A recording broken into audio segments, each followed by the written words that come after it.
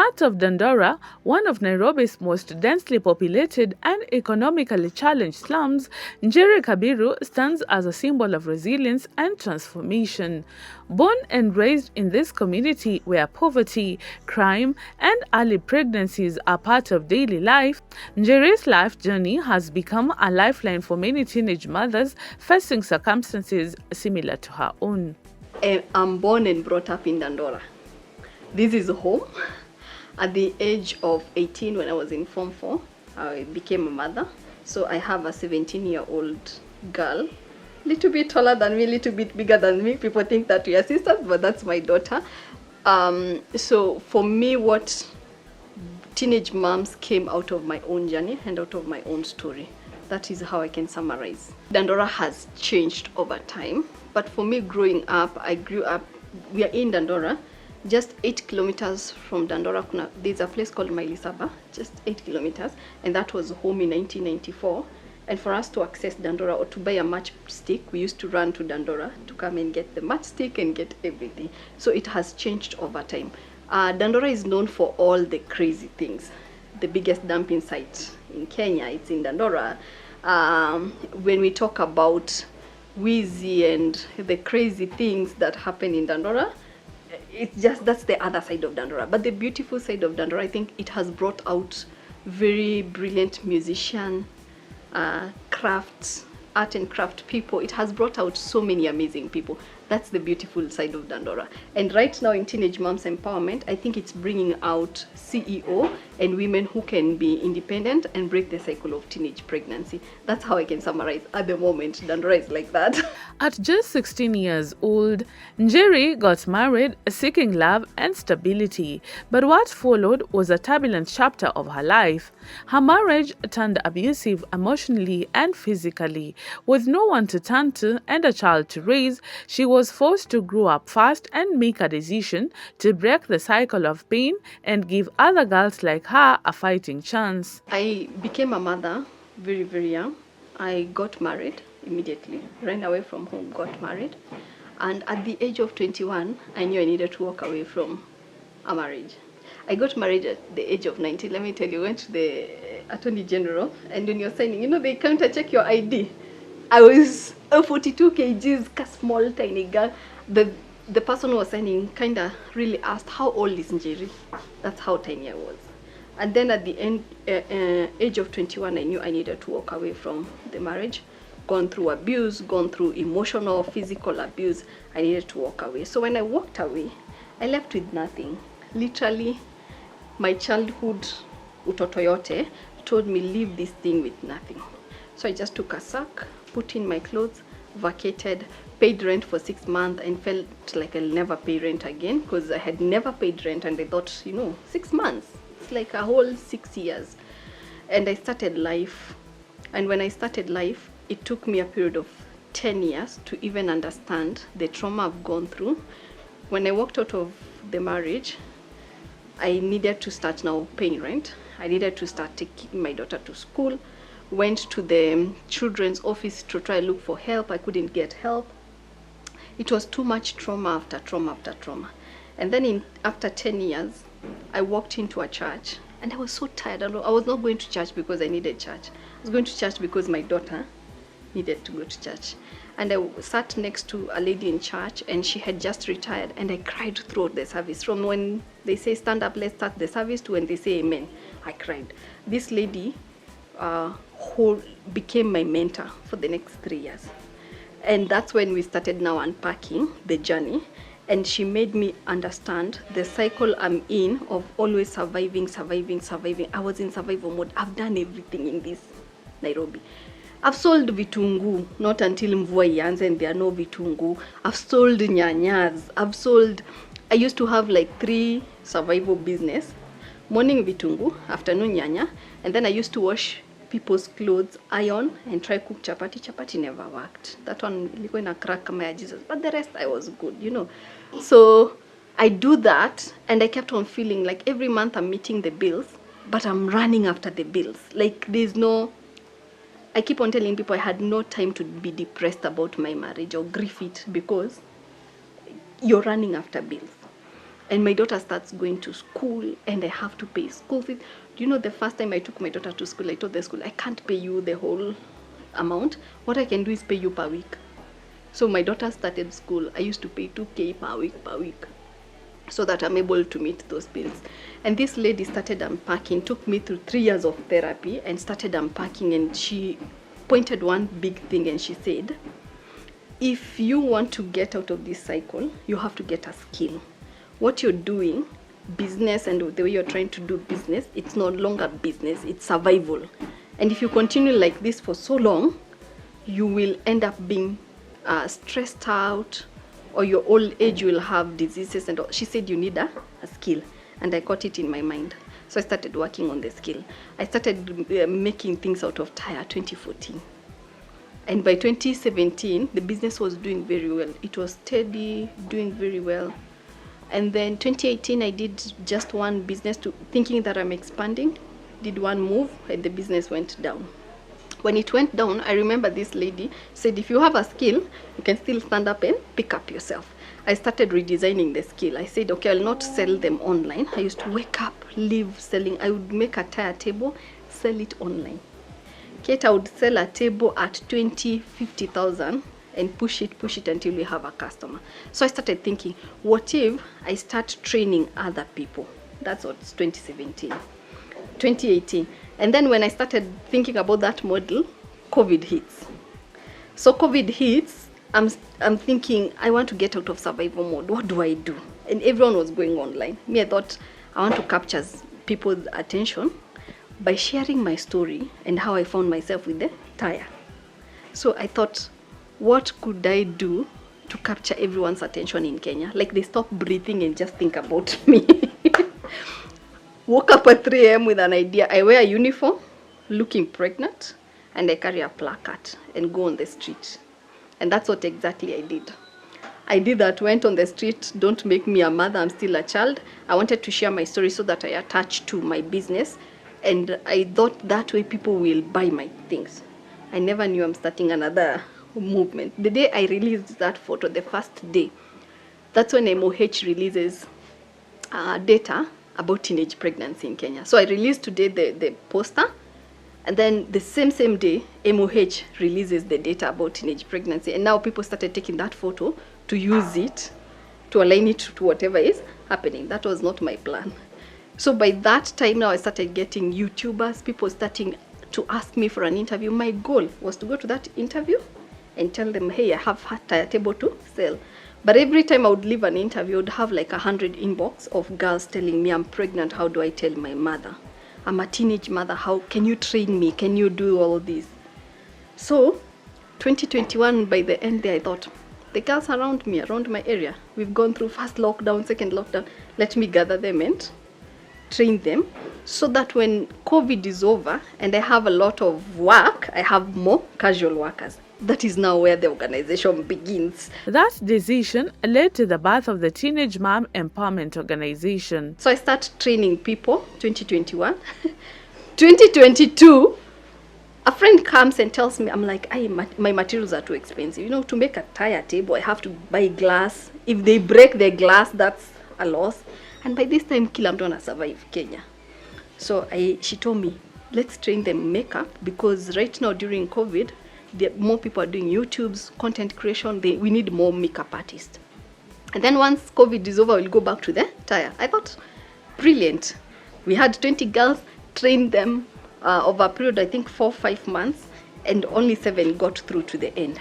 And then 2 out of the 7 got jobs. Hey, it made me feel nice. It made me feel like I have a purpose to live, you know. And at this time, all this is going on. I'm still taking uniform pictures, pregnant, and carrying different placards. Every day I would wake up 5 a.m. There was a story. 5 a.m. I used to call it sharing my story bits by bits. And there's this one post I did, and it had 1,000 women confessing down there why they got pregnant. Hey, now at this time, I'm starting to feel like, nice. Forgetting my issues, forgetting I have no electricity, but you know, it was nice. So 2022, I had walked into my church and said, Pastor, I have this idea. And they had helped me. They said, hey, you need to register. You can't continue like this. Me, I'm like, no, I'm not registering. I'm waiting for COVID to end. I go back to my life. They said, no, register when COVID ends. You still go back, but you have a basis. 2022, we register. 2022, someone reached out from Dandora and said, hey, we see you. You talk about Dandora a lot. Can you come and meet us? We are teenage mothers. I didn't have money, so I dismissed this lady. I'm like, how many are you? 30. If you're 60, I'll show up. But I was trying to dismiss them. 1 week later, they call me and they're like, we are 72. When I showed up, it was girls with their babies. They were many. And then me, when I see young girls and all that, I get into this savior mind. I don't want to leave them. I feel like, oh my God, you can get out of here. So that's where now Dandora's journey begins. In a church down there, we start training makeup. See, the other girls had graduated, so I called them and said, can you train these girls? And that's how now the whole thing starts. And then as we are growing now with the church, we realized, oh, we needed a store. We needed an office. So after a few months there, out of the 72, we graduated 36 girls. And out of these graduates, now I start seeing girls getting jobs. You know, you wake up with a text, Saki, thank you for changing my life. And you're thinking, okay, this is interesting. I'm still waiting for COVID to end. I go back to my business. So when we ended 2023, we had 102 girls registering for the next cohort. I was like, okay, clearly COVID ended and my life, I'm stuck with these girls. So we trained 102. Out of the 102, 45 girls graduated. That is last year. And then now, by that time, everyone kind of knew what we do, and people started getting involved. I like the way people show up at the door, namchele, a bag of rice, saying, I've come to see the girls. You know, now people know this, and I can't run away from it. That is how Teenage Moms was born. Teenage Moms Empowerment is an organization that empowers teenage mothers, school dropout girls, girls who have survived SGBV in Dandora. And the beautiful thing about our center, girls to come to class with their own babies. The organization started small but with a big vision. I would talk about our impact in the last 3-4 years. Over 300 girls have passed through Teenage Moms Empowerment, and they can say half of those have gotten jobs or internship, have gotten a source of dependency or stabilization in terms of finances. We reached last year we reached 1 million people online through our campaigns. This year already we've hit 1 million people online through our campaigns. And I think most above it all is that the growth of the organization keeps on growing every single day. The people that volunteer here, they've gone through the program themselves for them to be leaders. That is the impact of the organization. She has built a trusted team of volunteers, including Isabel, an international volunteer who has brought global attention and resources to the organization. Together, they designed training modules and outreach programs for the young mothers. I'm originally from Switzerland. My background is in international development cooperation. So I have several years of experience in working with the Swiss Development Corporation. And last year I moved to Kenya. Yeah, that's how I got here. And now I am volunteering, working in Dandora. So that's actually because I met the founder, NJERI KABIRU. I moved here in September and I met her in October. And actually she already knew my husband who lives here. And he said, you have to meet this woman, you're going to be great friends. You will understand each other, you have the same mindset, you share the vision of empowering women. And so he introduced us. And from the first moment, it was really friendship and we understood each other. And she then slowly introduced what she was actually doing. And yeah, when I found out about the great organization, Teenage Moms Empowerment, I was very intrigued to come and see what she is really doing in Dandora, in this neighborhood with all these challenges, working with teenage mothers. And coming from international development background, when I saw this organization and what impact they have, I was immediately convinced that this is a very good thing, and I was very impressed by the impact this organization actually has. Teenage Moms Empowerment at the moment needs the most is really to have stable partners who are willing to support us in our mission of giving those girls a second chance, who are helping us to come out from this phase of, we are here in this center now since a year, really formalizing everything. So what we're really looking for is to have stable partners who walk with us this way for the next 4 or 5 years. Among the many young women who have found healing and purpose through the organization are Eskava Azenga, Akoth, who became a mother at 20, and Nessie, who had her baby at 19. Their lives are living testaments to the power of opportunity and hope. Organization imenipea skills. I have a variety of skills. Na si ati niliacha kwa sababu maybe niko mbaya nayo ama niko sawa nazo, but I'm a creative person. Mimi personally I'm a creative. In creativity people tuna dealing na many things. Hatutoshekangi na moja. Maybe tu ile moja tu yenye sisi tunapenda passionately, but haikuangi permanent. Lazima tukue na other things kando. Yes, me personally imenipea variety of skills of which I can say I can safely go out there na ni apply kazi na nipate, and it's still impacting me in a way that mentorship bado naendelea. As much as mimi ni trainer bado nakuanga huku, so mentorship program yangu bado inaendelea since ni enroll. Words cannot express zile vitu zote amenifanyia.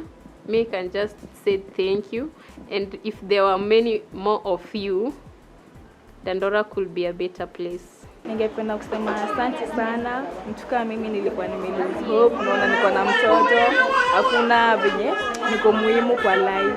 Lakini venye nimekuja hapa teenage mama, at least niko na hope.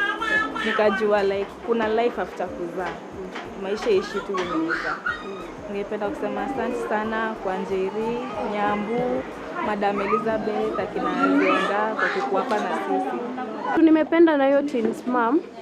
Ukikuja hapa wanatuprovidea like sai niko na mtoto. They provide for us forage for babies. Then lunchtime they provide for us.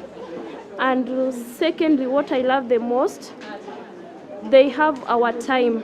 Ukiwa na shida, you talk to them and they listen. Na unapata usaidizi. And there is some offer yenye wana offer to us, like mentorship. They bring different mentors to us. Kuna mentors difference unaweza pata. So tunapata wale, those people that we can talk to. Then we feel like that we have some people who can listen to us. And then thirdly, teachers are understandable. Yes, there is some amount of money that we supposed to pay, but once you are talk to them, hakuna tutafukuzwa unashika barabara unaenda nyumbani kutafuta pesa. Hiyo hakuna. You just talk with your teachers, then wanakuelewa. Alafu unaweza kuja in case of anything, kitu pia wanatusaidia nayo. In case mtoto agonjeke na sina uwezo, kuna some ways watatusupport nayo. Kitu muhimu ni tu umwambie uko which hospital, what you did, just a phone call. Si lazima ukuje hapo watafute. You just made a phone call, then they come, they visit, wanakuja usipenye huko. Wakisha kuja wanakuangalia, then kama kuna bill yenye inaweza kuwa na imekushinda kulipa, they pay. Then for us who live alone, tunawaambia tunaishi peke yetu. In case ufungiwe nyumba, wanakuja wanaangalia, then they help you. And then pia kama kuna shida uko nayo, wako na hiyo time ya kukuja kuangalia where you stay, uko kwa environment gani na wapi unahitaji usaidizi. To Madam NJERI, thank you so much. This organization is imenisaidia sana na ninakushukuru kabisa kwa sababu vile nakuja hapa mnani motivate.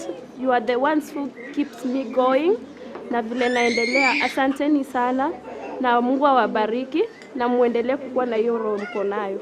Despite the stigma around teenage pregnancy, NJERI has received overwhelming support from the community. I don't know, I have no much words, but I think the community is accepting and supporting us. I can say we have a good support system. in terms of community, and I'm talking about local authority and all that, because I mean, being trusted with girls' life here, we have that support. We empower girls here and mentor them, but once they get into the house, whatever you've done, it's undone by just words and behavior. So there's a lot to be done in the community awareness, community sensitization about the root causes of teenage pregnancy is key. But also, I think for us as teenage moms, what we've done, once a girl comes here, you don't walk in and register yourself. We request you to have a parent or a support system. Even if you're living with your boyfriend or baby daddy, come with him. The reason why we do that is because we want to create a support system. If this girl misses class, we have someone to call. If this girl doesn't show up, we have someone to have a conversation with on their behalf. And also these people, they are aware that we are training the girls about the GBV and other causes, and that limits the abuse in one way or the other. The road hasn't been easy. Teenage Mom Empowerment Organization has faced a number of challenges, amongst them scarcity of resources. Challenges, I would start with mental health. Dealing with cases here, we have average of 5 cases here in connection with SGBV, that's sexual gender-based violence. When you deal with these cases, mentally you're never the same. I mean, you're strong, but you're never the same. So that's challenge number 1. Challenge number 2 would be the government and everyone around. They need to pour more into us. Instead of leaving the burden to us, I feel like it's time we come together and lift the burden. For example, they've just, when it comes to healthcare, teenage moms are not, they have, recently there was a post about teenage moms have nowhere in terms of healthcare. They go register with SHA, they cannot, they are underage. We need to get to know where they are going to be. That's another challenge, because at the end of the day, this girl will give birth. At the end of the day, they will be having a child. So for us, health issues is something that we get a lot. And if the child is sick, the girl will miss the class. Lastly, last challenge that I would talk about would be resources. I think resources is one of the biggest challenge we usually have. You know, at the end of the day, you bring girls here, they need materials, they need resources. That's one of our biggest muzigo. Fueled by her daughter, her greatest source of motivation, NJERI dreams of building a larger government-accredited facility where teenage mothers can receive certified training and the courses offered. My biggest motivation is my daughter, because I feel my life can repeat itself very easily if I don't take action, having that I have a daughter. That's my number 1 motivation. My second motivation is I feel like I had to be the sacrificial lamb so that another girl doesn't have to go through what I went through. I feel the girls have opportunities to grow themselves, and everyone has opportunity to grow themselves. So creating that platform, it's such a blessing for me. That's a motivation. Last but not least, I love doing what I'm doing. It makes me sleep well. It makes me live. It makes me have a purpose. Working purpose. Yes, I love what I do. I love solving problems. It challenges you to grow. It challenges you to grow other people. I love it. NJERI KABIRU's journey is a reminder that powerful change often comes from personal pain. Her life and the Teenage Mom Empowerment Organization exemplify how one person's courage can align with global goals to create real grassroots impact. I want to talk to a mother and a father who has a teenage child out there. Do not give up on that child. It's your child. Do not give up. Take them back to school. If not a primary, high school, take them to college. Give them a reason to live. If you give them a skill, they'll be able to take care of your grandchild. But if you reject them, still your grandchild will come back to you, and it will be too much for you.